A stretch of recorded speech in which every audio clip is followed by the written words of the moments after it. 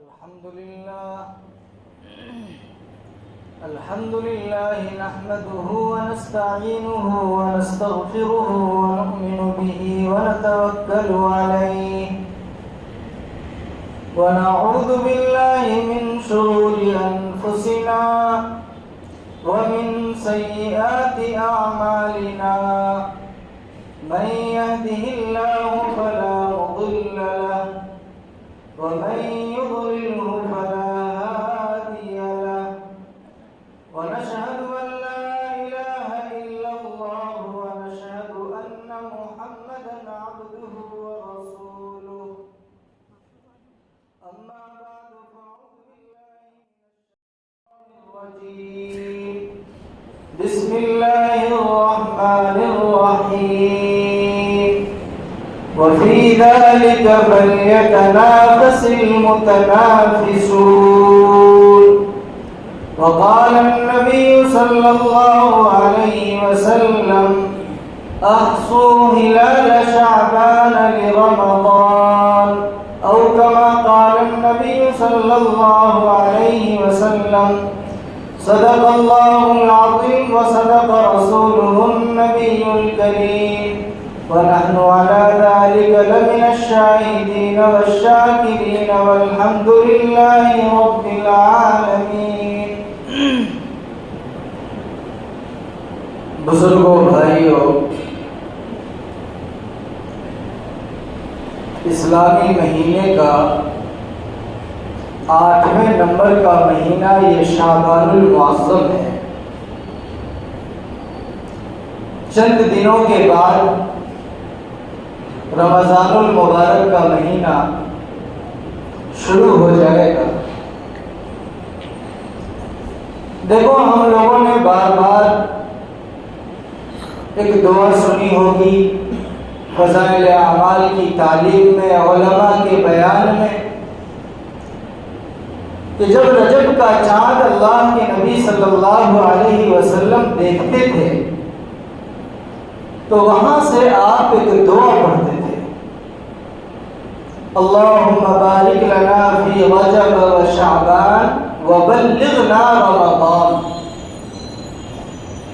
سوال یہ ہے کہ ابھی رمضان کو آنے میں 2 مہینے باقی ہیں. ابھی تو رجب کا چاند نظر آیا، رجب کے بعد شعبان آئے گا، شعبان کے بعد رمضان آئے گا. اللہ کے نبی صلی اللہ علیہ وسلم نے 2 مہینہ پہلے سے ہی یہ دعا پڑھی اور امت کو پڑھنے کی تلقین کی. اس کی وجہ کیا ہے؟ دیکھو، اس کی وجہ یہ ہے تاکہ امت رمضان المبارک کی تیاری میں 2 مہینہ پہلے رجب سے ہی مشغول ہو جائے. ہر امتی کی زبان پر رمضان رمضان رمضان رمضان ہو جائے اور رمضان کی تیاری میں امت مصروف ہو جائے. اسی لیے اللہ کے نبی صلی اللہ علیہ وسلم نے رجب کا چاند نظر آتے ہی امت کو یہ دعا سکھائی ہے. اللہ کی کائنات میں آپ غور کیجئے، اللہ نے جتنی مخلوق پیدا کی ہے، اللہ کی تو بہت ساری مخلوق ایسی ہے جسے ہم جانتے ہی نہیں، اس کا کوئی کہیں نام و نشان نہیں، اللہ ہی جانتا ہے. لیکن جتنی مخلوق کو ہم جانتے ہیں، اللہ کی عجیب قدرت ہمیں نظر آتی ہے. اللہ نے اگر کوئی جاندار چیز پیدا کی، بے جان چیز پیدا کی، تو اللہ نے اپنی مخلوق میں ایک ہیڈ بنایا ہے، بڑا بنایا ہے. جیسے ملک کا ہیڈ ہوتا ہے راشٹرپتی، پردھان منتری، اللہ نے جتنی مخلوق پیدا کی ہے ان تمام مخلوقات میں اللہ نے ایک ہیڈ بنایا ہے. آپ غور کرو، چند چیزیں مثال کے طور پر پیش کرتا ہوں. اللہ تعالیٰ نے امت کی ہدایت کے لیے، رہبری کے لیے بہت سارے انبیاء اور رسول کو اللہ نے بھیجے. ان تمام آنے والے انبیاء اور رسول کا سردار اور امام ہمارے اور آپ کے آقا تاجدار مدینہ محمد عربی صلی اللہ علیہ وسلم کو بنایا ہے۔ اللہ تعالیٰ نے انبیاء اور رسول کے ساتھ کتاب اور صحیفے نازل کیے۔ بڑی بڑی تو 4 کتابیں ہیں، لیکن آسمانی صرف یہی 4 کتابیں نہیں ہیں، اللہ نے اور بھی صحیفے نازل کیے۔ فی صحف ابراہیم و موسیٰ، جو حضرت ابراہیم پر حضرت موسیٰ پر نازل ہوئے، ان تمام صحیفوں میں آسمان سے اتاری جانے والی تمام کتابوں میں سب سے اہم اور تمام آسمانی کتابوں کی سردار وہ ہے جو اللہ تعالیٰ نے ہمیں اور آپ کو دی ہے، قرآن کریم۔ اللہ تعالیٰ نے اپنے نظام کو چلانے کے لیے فرشتوں کو پیدا کیا۔ فرشتوں کی تعداد لا يعلمه الا هو، اللہ کے علاوہ کوئی نہیں جانتا۔ ان فرشتوں میں سے 4 بڑے بڑے فرشتے ہیں، اور ان چاروں میں بھی سب سے بڑے اللہ تعالیٰ نے حضرت جبرائیل علیہ السلام کو بنایا، تمام فرشتوں کا ہیڈ اور تمام فرشتوں کا سردار۔ آپ رات اللہ نے بنائی، اللہ نے دن بنایا، دن میں تمام دنوں کا سردار اللہ نے جمعہ کا دن بنایا۔ رات اللہ کی مخلوق، اللہ نے رات بنائی، تمام رات کی سردار شب قدر کو بنا دیا۔ ہم اور آپ اللہ کے نبی صلی اللہ علیہ وسلم پر درود پڑھتے ہیں، حدیث میں بے شمار درود کے الفاظ آئے ہیں، کسی طریقے سے درود پڑھا جا سکتا ہے، لیکن تمام درودوں میں سب سے افضل درود درود ابراہیم ہے۔ اللہ تعالیٰ نے جنات اور انسان پر اپنی عبادت کو فرض کیا ہے، لیکن ان تمام عبادتوں میں سب سے اہم عبادت اور تمام عبادتوں کی سردار نماز ہے۔ اسی طرح میرے بھائیوں، یہ 24 گھنٹے کا جو نظام ہے، 24 گھنٹے کا جو وقت گزرتا ہے، یہ تمام کے تمام وقت برابر نہیں ہوتے ہیں۔ ان تمام وقت میں سب سے افضل وقت تہجد کا وقت ہوتا ہے، اس کے بعد عصر کے بعد مغرب سے پہلے کا وقت ہوتا ہے۔ حدیث میں آتا ہے کہ اس وقت اللہ تعالیٰ دعائیں قبول کرتا ہے۔ یہ 24 گھنٹے ایک طرح کے نہیں ہیں، برابر نہیں ہے۔ اللہ نے ان 24 گھنٹے میں بھی بعض وقت کو بعض پر فضیلت دی ہے اور بعض کو عظمت دی ہے۔ اسی طرح میرے بھائیوں، اللہ تعالیٰ نے اسی طرح سال کے 12 مہینے بنائے۔ ان 12 مہینوں میں سب سے افضل اور 11 مہینے کا سردار اللہ تعالیٰ نے رمضان المبارک کو بنایا ہے۔ آپ اندازہ لگاؤ، مہمان جتنا بڑا ہوتا ہے تیاری اتنی بڑی ہوتی ہے۔ ہمارے علاقے میں اگر کوئی علاقے کا کوئی نیتا، کوئی سیاستداں آئے تو اس کی تیاری ہم ایک دن پہلے سے کریں گے۔ ہمارے علاقے کا MLA آئے، MP آئے تو اس کی تیاری اس کے اعتبار سے ہوتی ہے، لیکن اگر ملک کا پردھان منتری آنے والا ہو تو اس کی تیاری اس کی شان کے مطابق ہوتی ہے۔ 15 دن پہلے سے، 1 مہینہ پہلے سے اس کی تیاری شروع ہو جاتی ہے۔ عہدے اور منصب کے اعتبار سے ملک کا سب سے بڑا عہدہ راشٹرپتی کا ہوتا ہے۔ اگر پردھان منتری سے اوپر کا عہدہ، اگر کسی جگہ راشٹرپتی آنے والا ہو تو اس کی تیاری پردھان منتری سے زیادہ ہوتی ہے اور پہلے سے ہوتی ہے۔ سرکشا کے اعتبار سے، ہر اعتبار سے چپے چپے پر نظر رکھی جاتی ہے، سیکورٹی کا انتظام کیا جاتا ہے۔ اندازہ لگاؤ، تمام مہینوں کا راشٹرپتی اور تمام مہینوں کا سردار چند دنوں کے بعد آنے والا ہے۔ اللہ کے نبی صلی اللہ علیہ وسلم نے اپنی امت کو سکھایا کہ رمضان المبارک ایسا ہی ہے جیسے کسی ملک کا راشٹرپتی ہوتا ہے، کسی ملک کا صدر ہوتا ہے، اگر وہ کسی جگہ جاتا ہے مہینوں پہلے سے تیاری ہوتی ہے۔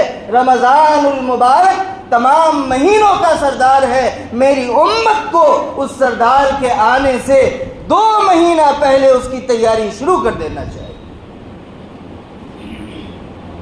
اسی لیے رجب المرجب سے اللہ کے نبی صلی اللہ علیہ وسلم نے وہ دعا سکھائی اور ماحول بنایا۔ ابھی شب برات گزری ہے، ہماری مسجدیں بھری ہوئی ہوتی ہیں۔ رمضان سے پہلے یہ جو مبارک راتیں لائی گئی ہیں، یہ ماحول بنانے کے لیے لائی گئی ہیں تاکہ مسلمان مسجد سے جڑیں۔ میرے بھائیوں، ہماری زندگی 11 مہینے تک گناہوں کے ہائی وے پر 5ویں 6ٹھے گیئر پر 100+ کی سپیڈ سے چل رہی تھی نا 11 مہینے تک۔ جو دل میں آیا ہم نے گناہ کر لیا، نہ اللہ کا خیال آیا، نہ جہنم کے خوف نے ہمیں لرزایا، نہ نبی کی محبت ہمارے ذہن و دماغ میں آئی۔ جو دل میں آیا ہم نے کر لیا۔ حرام کمانا تو حرام کمایا، حلال تو حلال کمایا، جس کو تکلیف دینا چاہا تکلیف دی، جیسے ہمارے دل میں آیا، جو گناہ آیا جس وقت آیا، ہم سر پٹ گناہ کے راستے پر 100+ کی سپیڈ سے دوڑتے چلے گئے۔ اللہ تبارک و تعالی، جو لوگ ڈرائیور ہیں ان کو معلوم ہوگا، ہم ہائی وے پر، نیشنل ہائی وے پر گاڑی چلا رہے ہوں، اب ہمیں آدھے کلومیٹر کے بعد رکنا ہے۔ اگر کوئی ڈرائیور یہ سوچے کہ جہاں پر مجھے رکنا ہے میں وہیں جا کر کے گیئر کم کروں گا، اسپیڈ کم کروں گا، وہیں جا کر بریک ماروں گا، خود بھی مرے گا، جو لوگ گاڑی میں سوار ہیں ان کی بھی جان کے لیے خطرہ بنے گا، اور ہو سکتا ہے کہ حادثہ اور ایکسیڈنٹ بھی ہو جائے۔ گاڑی کو روکنے کے لیے اسٹاپ کا طریقہ یہ ہوتا ہے کہ اگر آپ کو آگے رکنا ہے تو ڈرائیور پہلے سے ہی اسپیڈ کم کرتا ہے، گیئر کم کرتا ہے اور بریک لگانا شروع کر دیتا ہے۔ جب پہلے سے وہ اپنی گاڑی پر بریک لگائے گا، اسپیڈ کم کرے گا، گیئر کم کرے گا، تو گاڑی وہاں جا کر رکے گی جہاں وہ روکنا چاہتا تھا۔ ڈرائیور بھی صحیح سالم، گاڑی بھی بچی رہے گی، سوار بھی بچے رہیں گے اور کوئی حادثہ پیش نہیں آئے گا۔ اللہ تبارک و تعالیٰ یہ جو رمضان سے پہلے شعبان کا مہینہ لایا اور یہ بڑی رات لایا، امت کی گناہ والی زندگی پر پہلے سے بریک لگا رہا ہے، اسپیڈ کو کم کر رہا ہے، بتانا چاہتا ہے کہ دیکھو 15 دن کے بعد اب رمضان آنے والا ہے، تمہاری زندگی کا مقصود آنے والا ہے، ابھی سے اپنی زندگی پر بریک لگانا شروع کر دو، ابھی سے اپنے گناہوں کو، زندگی کو گناہوں سے پاک کرنا شروع کر دو، گناہوں سے توبہ کرنا شروع کر دو، ابھی سے اپنی زندگی، جو تمہاری زندگی نیشنل ہائی وے، گناہوں کے نیشنل ہائی وے پر چل رہی تھی، اپنی سپیڈ کو کم کرو۔ جب جا کر کے رمضان جب پہلا شروع ہوگا تو ہم اپنی منزل مقصود پر پہنچ پائیں گے، اور جس مقصد کے لیے اللہ تبارک و تعالیٰ نے رمضان کا مہینہ اس امت کو دیا ہے، اس مقصد کو حاصل کرنے میں یہ امت کامیاب ہو سکے۔ اسی لیے یہ بڑی رات لائی گئی تھی، اور اسی لیے حدیث میں آپ پڑھیں گے، علماء سے سنیں گے کہ رمضان المبارک کے بعد سب سے زیادہ نفلی روزہ اللہ کے نبی صلی اللہ علیہ وسلم شعبان میں رکھا کرتے ہیں۔ سب سے زیادہ نفلی روزہ اللہ کے نبی شعبان، جس مہینے میں ہم گزر رہے ہیں، سب سے زیادہ نفلی روزہ اللہ کے نبی اس مہینے میں رکھتے تھے۔ ماں عائشہ صدیقہ رضی اللہ تعالیٰ عنہ فرماتی ہیں کہ کہ اللہ کے نبی علیہ السلام شعبان کے مہینے میں جب روزہ شروع کرتے نفلی روزہ تو مجھے ایسا لگتا تھا کہ اللہ کے نبی اب روزہ توڑیں گے ہی، مسلسل رکھے ہی جاتے تھے، رکھے ہی جاتے تھے، رکھے ہی جاتے تھے۔ کیوں؟ یہ رمضان کی تیاری ہو رہی تھی۔ ڈائریکٹ آدمی پورا 11 مہینہ رمضان کا چاند آنے تک کھائے پیٹ بھر کر کے اور اچانک پہلا روزہ ہو تو سب کہتے ہیں نا کہ مولانا بہت بھاری پڑ رہا ہے، پہلا روزہ ہے، دھیرے دھیرے عادت ہو جائے گی۔ اللہ کے نبی صلی اللہ علیہ وسلم نے اپنے عمل سے امت کو بتایا کہ رمضان کے روزے کی تیاری شعبان سے ہی شروع کر دی جائے۔ جن لوگوں نے پورے سال مسجد کا گیٹ نہیں دیکھا تھا، اللہ تعالیٰ نے نظام کیا 15ویں شعبان بڑی رات لا کر کے کہ تو بھی جا کر کے مسجد کا گیٹ دیکھ لے، اللہ کا گھر جا کر دیکھ لیں، رمضان کا مہینہ آنے والا ہے۔ اس لیے میرے بھائیوں، اللہ کے نبی صلی اللہ علیہ وسلم نے جب یہ شعبان کا مہینہ ختم ہوا، آخری دن تھا، صحابہ کو جمع کیا اور آپ نے تقریر فرمائی رمضان کی اہمیت پر، تاکہ صحابہ کو رمضان کی اہمیت کا علم ہو اور غفلت میں رمضان نہ گزر جائے۔ ہم سب کو رمضان کی تیاری کرنی ہے۔ تیاری کیسے کرنی ہے؟ راستے پہ جھنڈی لگا کے نہیں، لائٹ لگا کے نہیں، گھر پہ جھنڈے لگا کر تیاری نہیں ہوتی ہے، اپنی زندگی سے تیاری شروع کرنی ہے۔ سب سے پہلی تیاری، چند چیزیں عرض کرتا ہوں، تیاری کیا کیا کرنی ہے۔ سب سے پہلی تیاری یہ کیجئے کہ نماز کی پابندی شروع کیجئے۔ سب آدمی، حدیث شریف میں اللہ کے نبی صلی اللہ علیہ وسلم نے فرمایا کہ جو بندہ 40 دن تک تکبیر اولیٰ کے ساتھ نماز پڑھ لیتا ہے تو اس کی 2 فضیلت آئی۔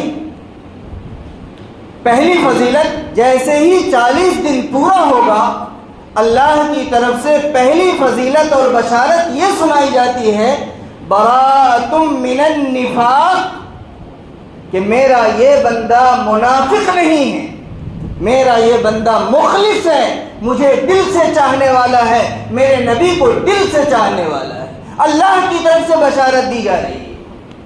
تو پہلا انعام تو یہ ملتا ہے کہ اللہ نے یہ کہا کہ میرا یہ بندہ مخلص ہے، اور حدیث میں دوسری فضیلت یہ بتائی گئی، براءۃ من النار، کہ یہ بندہ جنتی ہے، جہنم میں نہیں جائے گا، اللہ کی طرف سے سرٹیفکیٹ دیا جا رہا ہے جنتی ہونے کا۔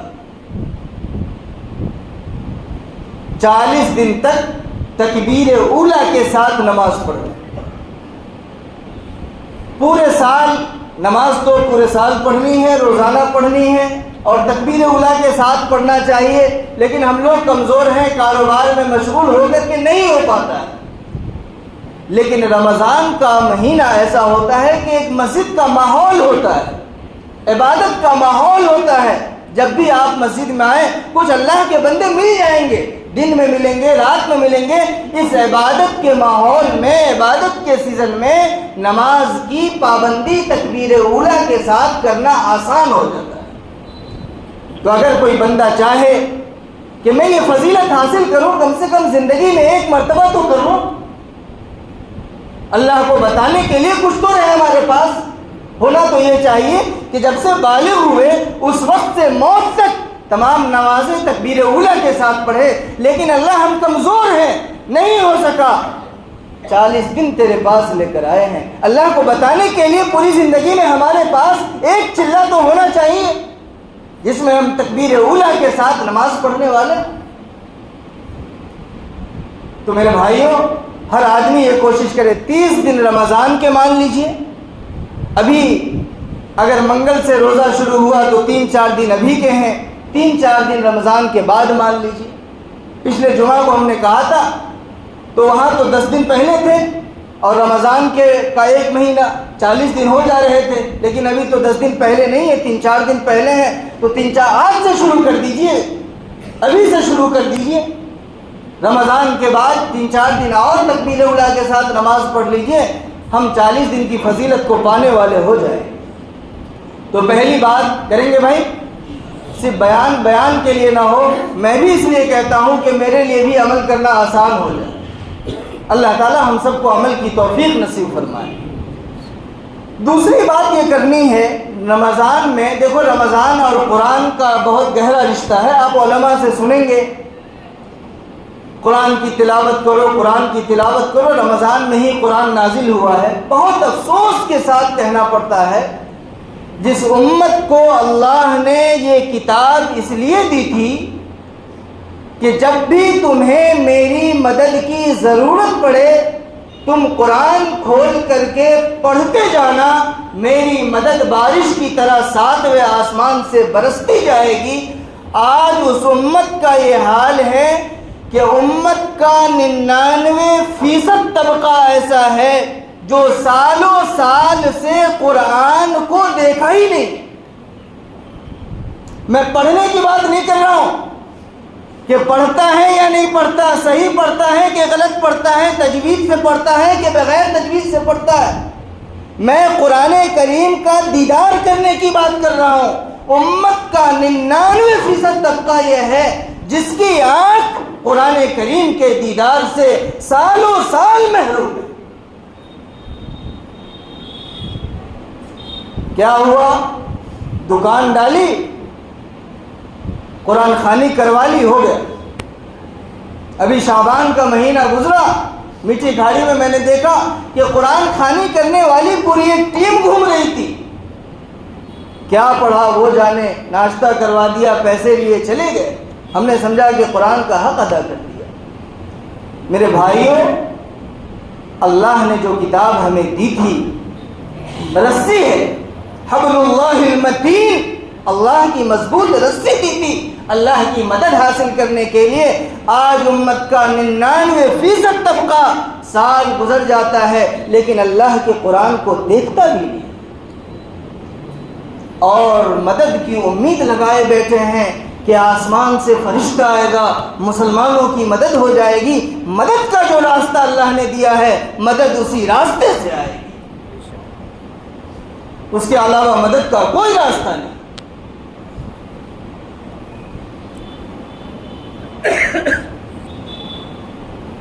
ارتداد، آئے دن خبریں آ رہی ہیں، لڑکا لڑکی کے چکر میں، لڑکی لڑکا کے چکر میں، کالج میں، یونیورسٹی میں ایمان سے محروم ہو رہے ہیں، مرتد ہو رہے ہیں۔ سن 1920 عیسوی میں اسی ہندوستان میں، ابھی ہندوستان آزاد بھی نہیں ہوا تھا، آزادی سے پہلے ایک تحریک چلی تھی، شدھی تحریک، جو پرانے لوگ ہیں جانتے ہوں گے۔ 1920 عیسوی کی بات کر رہا ہوں۔ اس میں مسلمانوں کو آج سے زیادہ خطرناک حالات تھے، زبردستی پکڑ پکڑ کے مرتد بنایا جاتا تھا، اور کفر کے کلمے اس سے بلوائے جاتے تھے، الفاظ بلوائے جاتے تھے۔ بہت بڑا طبقہ ایمان سے محروم ہو گیا۔ دارالعلوم دیوبند کے مفتی اعظم حضرت مفتی شفیع صاحب رحمۃ اللہ علیہ اور ہمارے اس وقت کے بڑے بڑے علماء نے اس کا بڑا مقابلہ کیا اور امت کو جاگرک کیا، امت کے اندر ایمان کی قیمت اور اہمیت کو بیٹھایا۔ مسلمانوں یاد رکھو جو میں بتانے جا رہا ہوں۔ مفتی شفیع صاحب رحمۃ اللہ علیہ فرماتے ہیں کہ میں نے ایک سروے کیا کہ کس کس گھر کے لوگ مرتد ہوئے ہیں، ارتداد، کفر، شرک کس کس گھر میں دستک دیا ہے، کس گھر کے لوگ مرتد ہوئے۔ میں نے ایسے گھروں کا سروے کیا۔ یاد رکھو مسلمانوں، مفتی شفیع صاحب رحمۃ اللہ علیہ لکھتے ہیں کہ میرے سروے میں یہ بات آئی کہ اسی گھر کے لوگ ارتداد کا شکار ہوئے، ایمان سے محروم ہوئے، جس گھر میں سالوں سال اللہ کے قرآن کی تلاوت نہیں ہوتی۔ سالوں سال گزر جاتے تھے، جس گھر میں اللہ کے قرآن کی تلاوت نہیں ہوتی تھی، اس کو نہیں پڑھا جاتا تھا، ایسے گھروں تک ارتداد پہنچ گیا، کفر پہنچ گیا، شرک پہنچ گیا۔ اس لیے آج ہم لوگ بڑے پریشان ہیں اپنے بچوں کو لے کر کے۔ مسلمانوں، ارتداد کے مقابلے کا کہ جہاں بہت ساری دوسری تدبیریں ہیں، وہاں ایک سب سے بڑی اور اہم تدبیر یہ ہے کہ اپنے گھر میں قرآن کی تلاوت شروع کر دیجیے۔ باپ بھی تلاوت کرنے والا ہو، ماں بھی تلاوت کرنے والی ہو، آپ کو دیکھ کر، ہم کو دیکھ کر ہمارے بچے بھی قرآن کی تلاوت کرنے والے ہوں گے۔ جب قرآن کریم کی تلاوت ہوگی، اس کی روشنی اندر جائے گی، کفر باہر نکلے گا، شرک باہر نکلے گا، بدعت باہر نکلے گی، دنیا کی محبت باہر نکلے گی، ناجائز دوستی باہر نکلے گی، نحوست باہر نکلے گی، بے برکتی باہر نکلے گی۔ صرف قرآن کو رسم نہ بنایا جائے۔ اس لیے رمضان کا مہینہ آ رہا ہے، ہر گھر میں قرآن کریم کی تلاوت ہونی چاہیے۔ بہت سارے لوگ مسجد میں بیٹھ کر تلاوت کرتے ہیں، میں ان لوگوں سے کہنا چاہتا ہوں افضل یہ ہے کہ اپنے گھر میں جا کر کے تلاوت کیجیے۔ مسجد صرف فرض نمازوں کے لیے ہے، بقیہ نوافل اور جو صلاۃ التسبیح ہے، قرآن کریم کی تلاوت ہے، جن کے گھر میں ممکن ہے۔ بہت سارے لوگ ہیں جن کے پاس انتظام نہیں ہوتا ہے، کارخانے میں رہتے ہیں، ادھر ادھر رہتے ہیں، کوئی بات نہیں، مسجد میں کر سکتے ہیں۔ لیکن جن کے پاس اللہ نے گھر دیا ہے، گھر میں تلاوت کرنے کا انتظام ہے، ان لوگوں سے میں کہتا ہوں کہ مسجد میں تلاوت نہ کریں، اپنے گھر پر بیٹھ کر کے تلاوت کریں۔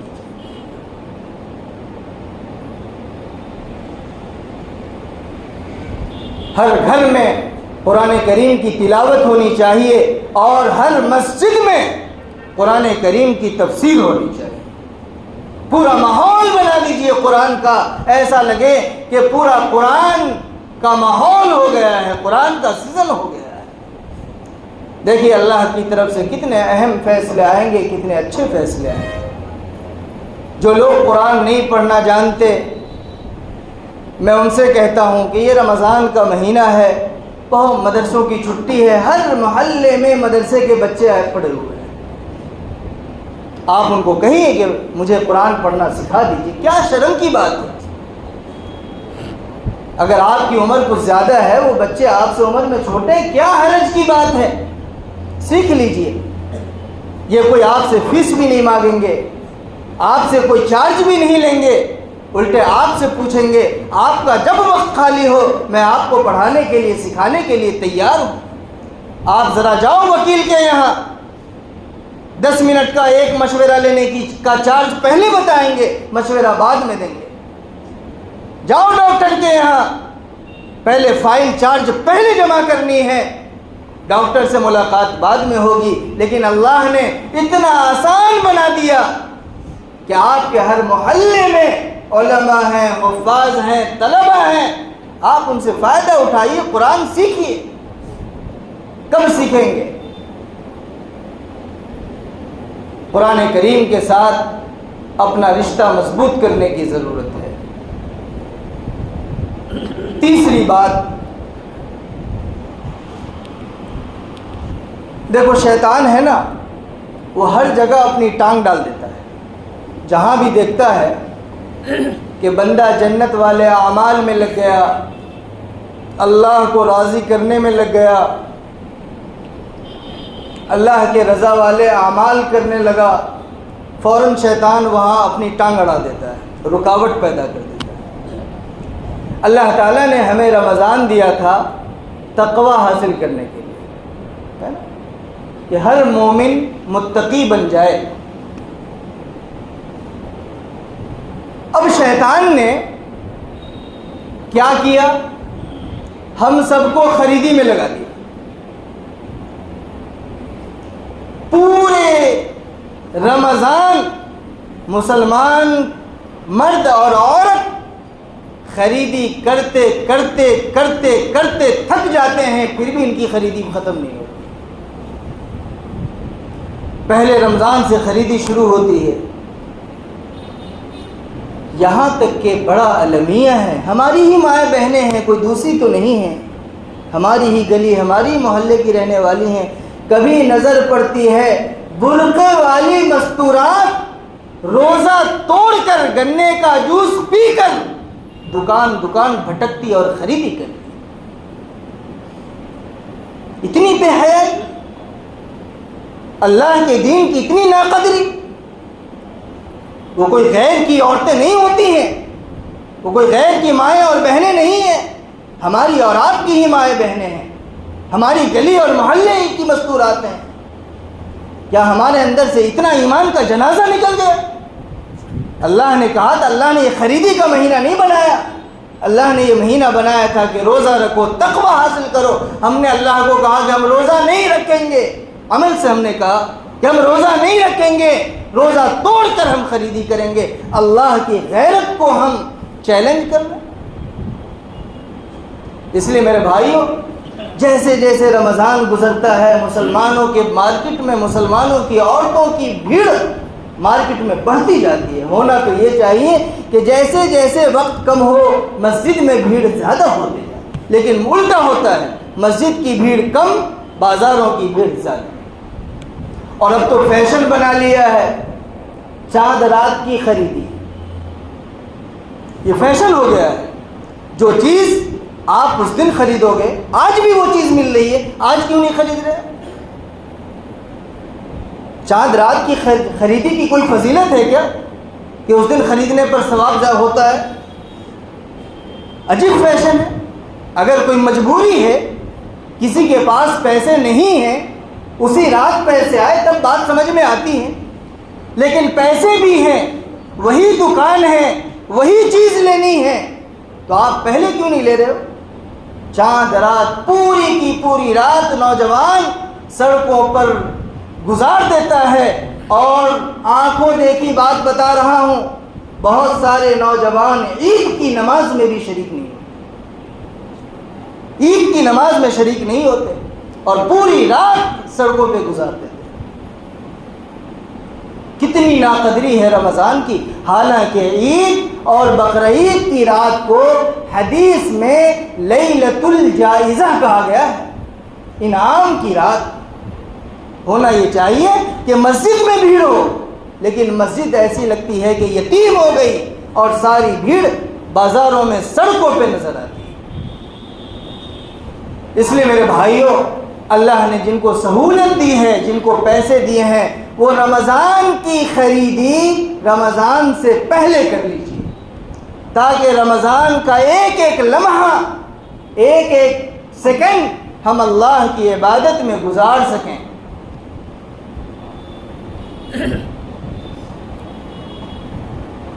تیسری بات،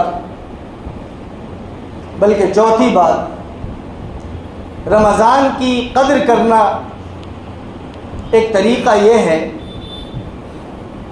کہ قدر ہم کیسے کریں، اس کے لیے ضروری ہے مسائل کا جاننا۔ میں یہ نہیں کہتا کہ آپ ہر آدمی باریک باریک مسائل کو جانو، تو پھر مفتیان کرام کیا کریں گے؟ ان کی تو چھٹی ہو جائے گی۔ تمام مسائل آپ کو نہیں جاننا ہے، اتنا مسئلہ جاننا ہے کہ آپ صحیح طریقے سے روزہ رکھ سکو، اتنا تو جاننا ہر مسلمان پہ فرض ہے۔ اس سے آگے کی ذمہ داری مفتیان کرام کی ہے۔